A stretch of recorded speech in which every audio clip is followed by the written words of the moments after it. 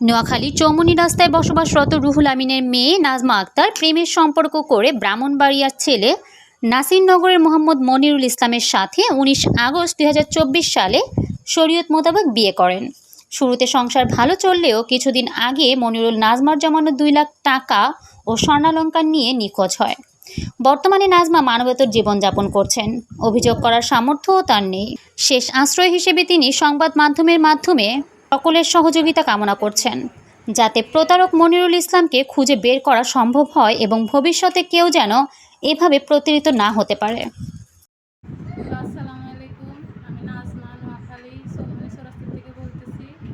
আমার বাবার নাম রুহুল আমিন, মাতার নাম ফেরদৌসী বেগম। আমি একটা সমস্যা করে আপনাদের কাছে আসছি। আমার কুমিল্লা বাউনবাড়িয়া একটা ছেলের সাথে সম্পর্ক হচ্ছে। বাউনবাড়িয়া বাড়ি ছেলের, নাসিরনগর থানা, ফুলবাগ গ্রাম। ছেলের নাম মনিরুল ইসলাম রিপন, বাবার নাম মোহাম্মদ আব্দুল আলী, মাতার নাম ফেরদৌসী বেগম। আমাকে 1 বছর রিলেশনের পরে বিয়ে করছে। বিয়ে করে 1 বছর সংসার করে এখন আমার 2 লক্ষ টাকা আর আমার 5 ভরি স্বর্ণ নিয়ে পালিয়ে গেছে।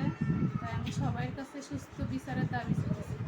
তো এমন বিচার করবেন, এমন ছেলেরা তো কোনো মেয়ের জীবন নষ্ট না করতে পারে, এভাবে সুস্থ বিচার চেয়েছি আপনাদের কাছে।